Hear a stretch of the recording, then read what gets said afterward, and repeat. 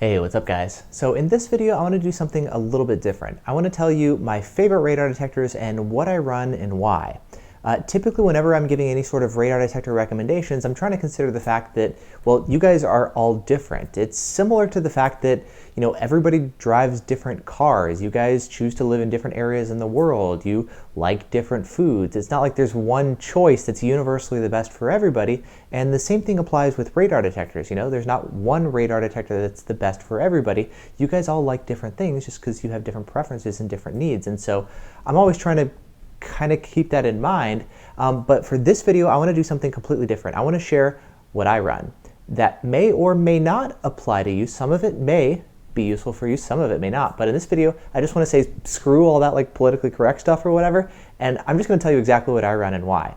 Now, if you're watching this video, you're probably going to think, let's see, that I'm running the Uniden R3 all the time. And I do run it as my primary detector, but maybe every week or two I will switch detectors because I like to see how they compare and I like the variety. You guys are always asking me not only which one has the best performance, but which one has the best BSM filtering, and that's hard to test. As put together a test for that, usability stuff. So I'm constantly switching detectors, and I find each one, of course, has their own strengths and weaknesses, which kind of comes back to what I was talking about earlier in the video. But I want to tell you exactly what I run and why. So let's just kind of run through some of my favorite detectors. I pretty much run windshield mount detectors at this point. If I had to pick my three personal favorite detectors, we would have the Uniden R3, we would have the Radenso Pro M, and then finally the Escort Max 360C. Now I've got a bunch of other detectors too. There's four other ones that I want to talk about. I want to talk about the original 360 as well as the Valentine One. So those are kind of, I guess, my top 5 that we're going to be talking about. Now, as far as which ones I like best, again, I typically go for the Uniden R3. The reason why is, well, the performance, we know it's going to be fantastic across the board.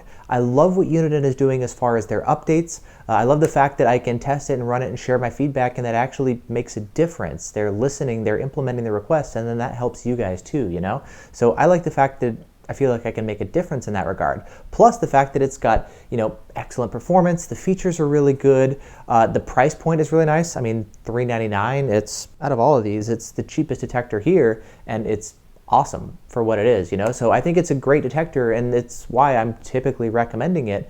If we were to oversimplify things and say what's the best detector, a lot of times the R3 is going to get the nod. Now that's not always the best pick. I find the newest Escorts, like the Max 360 and 360C, and the Radenso Pro M, their BSM filtering is actually better. And somebody's calling me.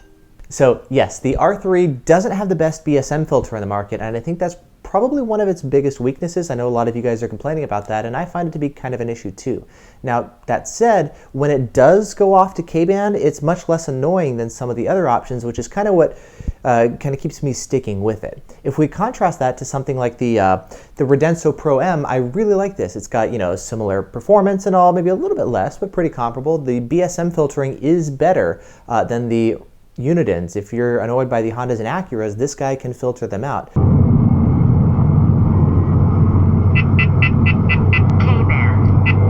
Some of the newer Escorts can do it as well to a certain extent, but not as well as the newest Radensos can. And that's, I think, one of the biggest advantages here. Now, that said, I think the reason that I'm not choosing this one as like my own personal preference is I still find it to be a little bit rough around the edges. It could use a little bit of a refinement. I mean, things like, yes, it's got really good K-band filtering, but when it does go off, it's actually kind of annoying. The double beep really grabs your attention, which is different than a K-band beep, which is a lot more subdued.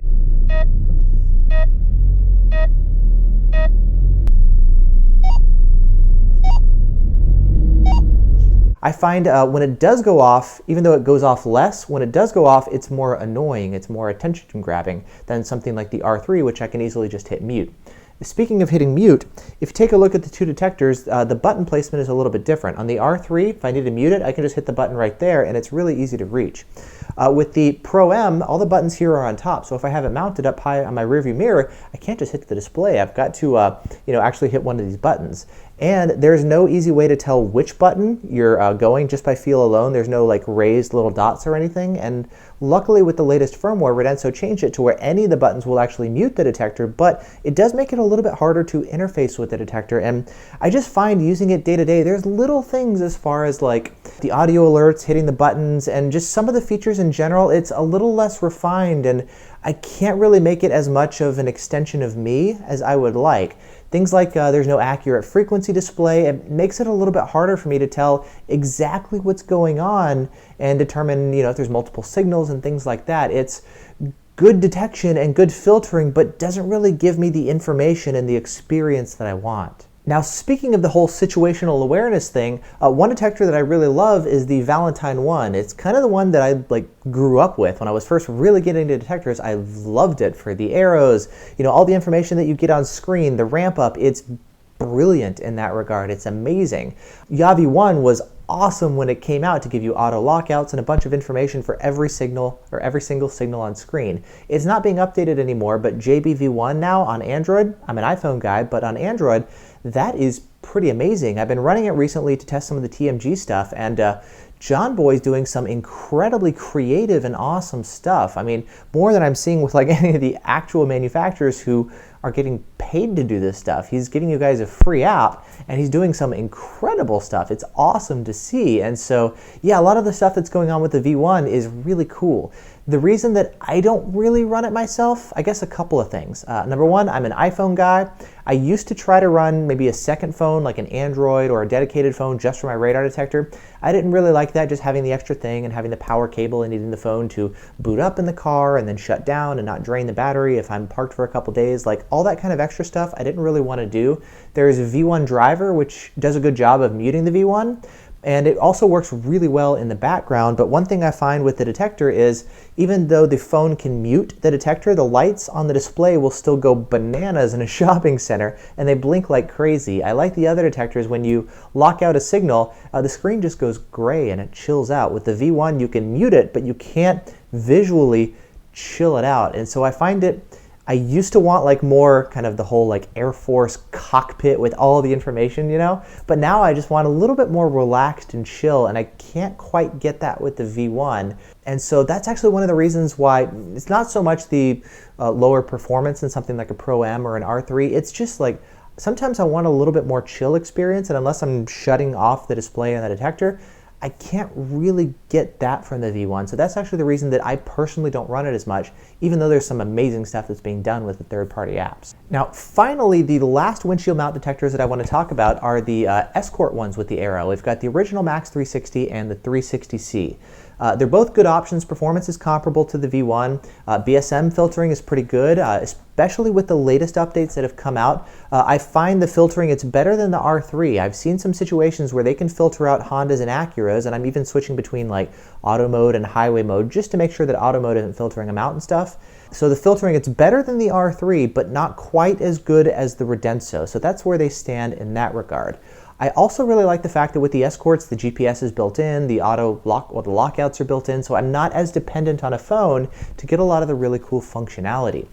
The auto lockouts, for me personally, aren't that big of a deal, just because I'm constantly running new detectors, so I'm constantly driving by the same area, and I'm like, hey, I locked this out a week or two ago, but now I'm running a new detector, I need to lock it out again. Okay, cool, it's not a big deal for me.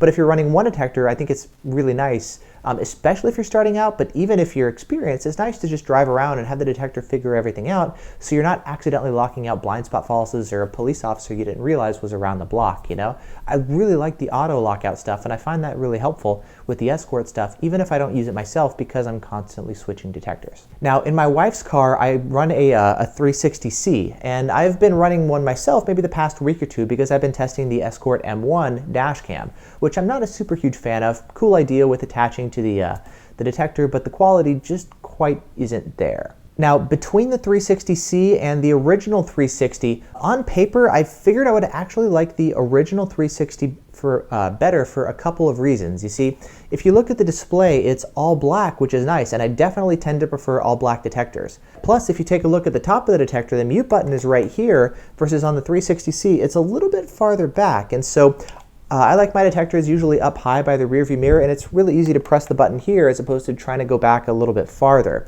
There's also things like the arrows on the detectors. I find them to be brighter and easier to read in sunlight on the original 360. Plus, I like the placement around the rear antenna right there. It makes it easier to tell when it's switching from front to side to rear, as opposed to the 360C where they're up here and down there. It's just a little bit less obvious at a glance to tell where the signal is exactly. Plus, the arrows are a little bit larger physically than the original 360, and I find the original one easier to read. And then you may say, okay, well, why don't you just run the original 360? And I think that's a great question. I think it comes down to a couple things. The first thing is the fact that the 360C is actually a little bit smaller than the original 360, despite the fact that it has more inside it, like the Wi-Fi. And I drive a Miata. It's kind of a smaller car, so I like a detector that's a little bit smaller. That's helpful for me.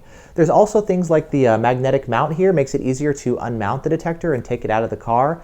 Plus, I find the Wi-Fi to be pretty helpful. I like the fact that the detector can just update itself whenever there's a new firmware update or a red light camera database update. The detector can just notify me and I can update it. That said, I have two 360Cs. One I run in my wife's car because she runs ZW5s currently, which I might actually wind up ripping out and replacing with the TMGs at some point, just because Escort, no matter how much I tell them they need an auto JTK option, whether I'm talking to the engineers who are building the products or I talked to Gail, their new CEO, when I was at SEMA, and I'm like, this is one of the biggest priority things. You guys need auto JTK functionality. And even for my wife, when she's driving the car, she's having situations where it goes off to laser and she's like, oh my gosh, she's still newer to radar detectors, so she doesn't know the difference between KA and laser and K-band and all this kind of stuff. And it would be nice if there was a detector to just take care of that for her, for her to lock out signals or know when to do it or when not. I want it to be as automated as possible and as minimal falses as possible, which is actually why I shut off K-band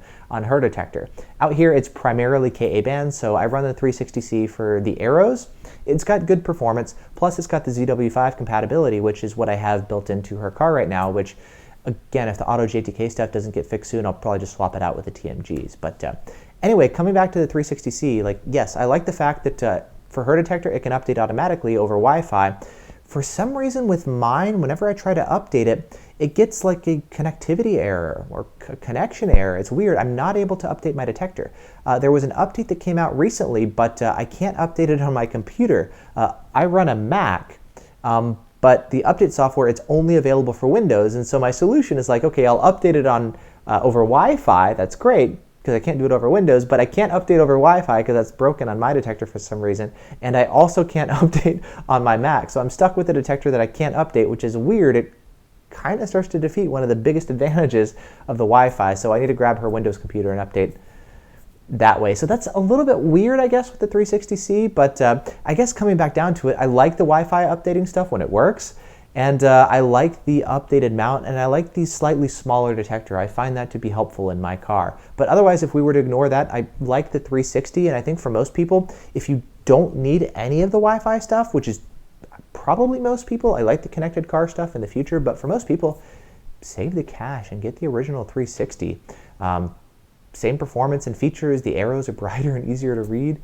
I guess without getting into all that stuff, again, coming back to what I run, I like both of them, but I've just, oddly enough, find myself leaning more towards the 360C over the original 360, despite the fact that if we look at both detectors, yes, I like the black mount, I like the placement of the mute button a little bit better, and all that stuff, but yeah, I guess that's kind of my thoughts on those two. So anyways, yeah, that's, I guess, kind of my take as far as the different detectors. As far as remote mounts, I've got a number of them installed in my car. I've got the Radenso RCM, the Stinger VIP, and the NetRadar DSP. I don't have the remote Escort at some point. I could pick one of those up too, and I like it. It's a good detector, but I don't know if it's necessarily worth. I mean, I've got all these other detectors. Does it make sense to pick one of those up? Not necessarily, I think. And so I'm like, okay, well, I've been running the Radenso RCM and I like it.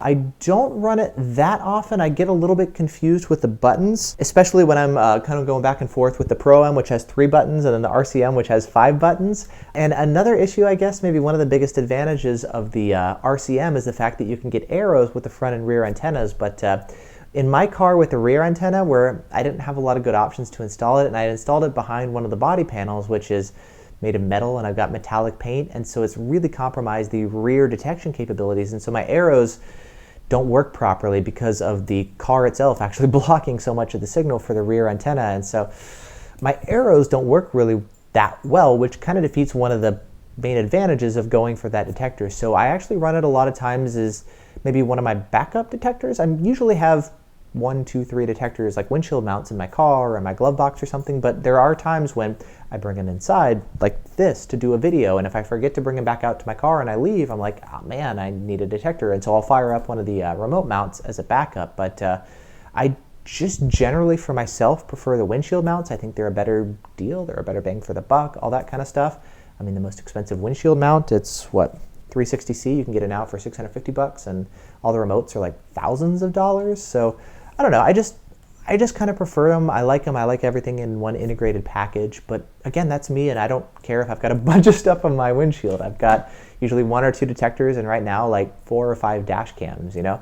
I kind of want to pare that down at some point once I finish doing all the review stuff. But anyway, yeah, that's my take as far as the different detectors. I like a lot of them for different reasons. I wish there was one detector that was universally the best in all areas. It had the best range and BSM filtering and arrows and auto lockouts and Bluetooth and Wi-Fi and RDD immunity and everything, you know, but that ultimate like dream detector doesn't exist yet. Somebody please make it.